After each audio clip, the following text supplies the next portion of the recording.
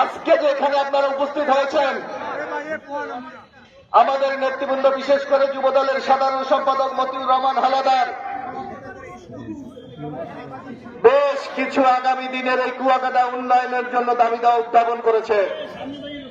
আমাদের কিছু কিছু বক্তারা আগামী দিনে এই কুয়াকাটাকে একটি আন্তর্জাতিক পর্যটন কেন্দ্র হিসাবে গড়ে তোলার জন্য আমাদের কাছে বেশ কিছু দাবি দেওয়া উত্থাপন করেছেন। আপনারা এইমাত্র আমাদের যিনি নেত্রী, যেই নেত্রীকে 2004 সালে আমি এই কুয়াকাটাতে নিয়ে এসেছিলাম, সেই বেগম খালেদা জিয়ার বক্তব্য আপনারা শুনেছেন। এমনিভাবে 1981 সালে এই কুয়াকাটাকে এসেছিলেন বাংলাদেশের বহুদলীয় গণতন্ত্রের প্রবক্তা,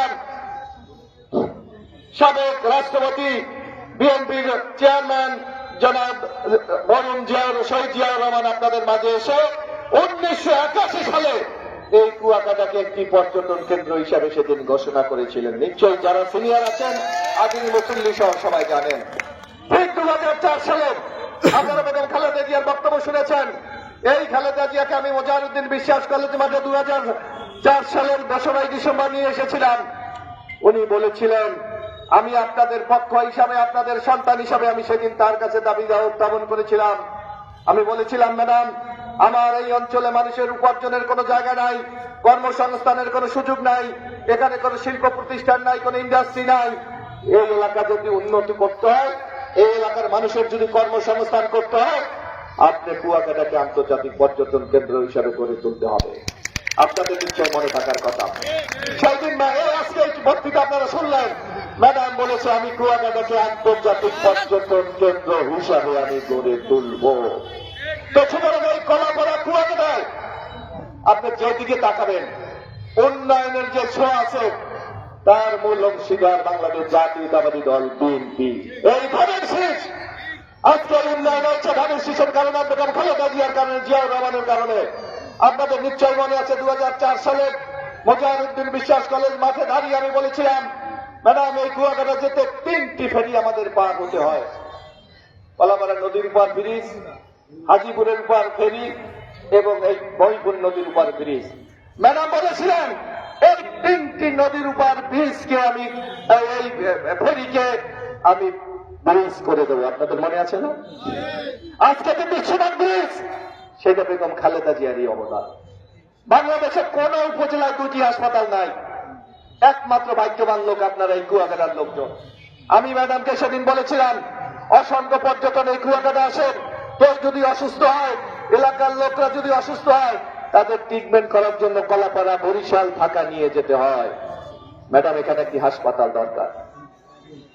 উপজেলা একটা হাসপাতাল আছে। আমি তো যে কথাটি বললাম যে বাংলাদেশের কোথাও এক উপজেলায় 2টি হাসপাতাল নাই, সেইটা আপনাদের এই কলাপাড়া আছে। একটা কলাপাড়া আর একটা কুয়াকাটা ঈশ্বর হাসপাতাল, যেটা করে দিয়েছে আমাদের নেতা বেগম খালেদা জিয়া। এখানে আপনাদের এই যে আজকে বড় উচ্চ বিল্ডিং গুলি আছে, আমার মনে আছে 2004 সালে ম্যাডামকে যখন নিয়ে আমি এসে এখানে নেমেছিলাম, হেলিকপ্টার থেকে নিয়ে ম্যাডাম আমাকে নিয়ে এখানে রাখাইনদের কিছু ভাঙ্গাচোরা ঘর ছিল, আমাকে সেখানে নিয়ে গিয়েছিলেন।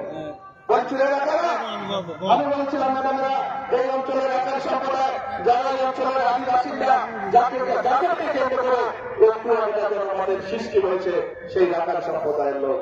আমি জাস্ট, আমার মনে আছে, এখান থেকে হেঁটে আমি ম্যাডাম সহ কোন সিকিউরিটি ছাড়া আমরা ওখানে গিয়েছিলাম। রাখাল সম্প্রদায়ের নারী আজকের কুয়াকাটা পৌরসভা করতে আয়োজিত জাতীয় সংসদ নির্বাচনের পৌরসভার সম্মানিত সভাপতি আজকের উপস্থিত আছেন, যাকে ঘিরে অনেক বিশাল প্রতীক নিয়ে আমাদের মাঝে এসেছেন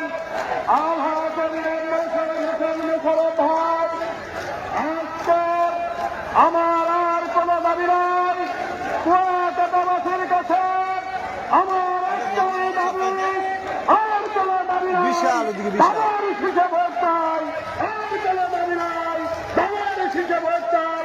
এইগুলো আমি আমার ছোট বক্তব্য শেষ করছে। আল্লাহ হাফেজ। ধন্যবাদ জানাই আমাদের মাঝে আটগাং বিএনপির সভাপতি ও সাধারণ সম্পাদক ও অঙ্গ সংগঠনের নেতৃবৃন্দ